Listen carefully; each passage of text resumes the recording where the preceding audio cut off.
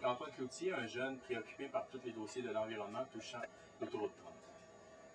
De plus en plus, les dossiers de l'environnement et du développement durable touchent le monde. Les beaux principes de développement durable, du protocole de Kyoto et de la protection des terres agricoles se doivent être impliqués dans chacun des projets qui touchent une société.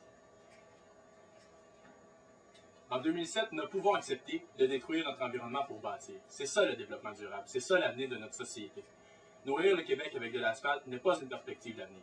Il faut le rappeler, les normes environnementales obligent les MRC à établir des plans d'action pour contrer la déforestation, lorsque leur taux est inférieur à 30 %. Le taux de forestation de la MRC Roussillon est en ce moment à 11 %, soit 19 % sous le seuil gouvernemental.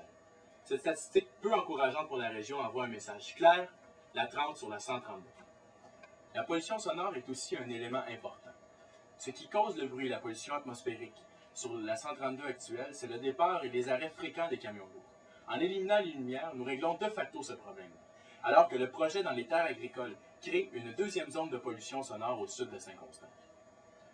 Avec le tracé dans les terres de l'autoroute 30, les vents dominants provenant des champs pousseront les polluants, les poussières et le bruit vers le secteur résidentiel de Saint-Constant. Ainsi, 10 000 résidents seront touchés. Il ne faut pas oublier le protocole de Kyoto, en rappelant simplement que le fait de parcourir 15 km dans les terres plutôt que les 5 km restants sur la 132 augmente le taux d'émission de gaz à effet de serre de façon très importante.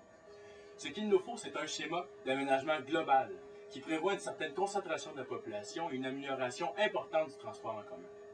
Le problème avec l'étalement urbain, considéré comme l'un des principaux fléaux de la région de Montréal, vient du fait que les gens habitent de plus en plus loin et utilisent de plus en plus leurs véhicules pour se déplacer. Il est clair que l'aménagement d'une autoroute dans les terres agricoles ne règle pas ce problème. En 2007, il faut réaliser et bâtir intelligemment. C'est pour ces raisons que la position de notre comité de citoyens est appuyée par plusieurs groupes environnementaux influents au Québec, notamment Greenpeace, Équiterre et Fondation Élie.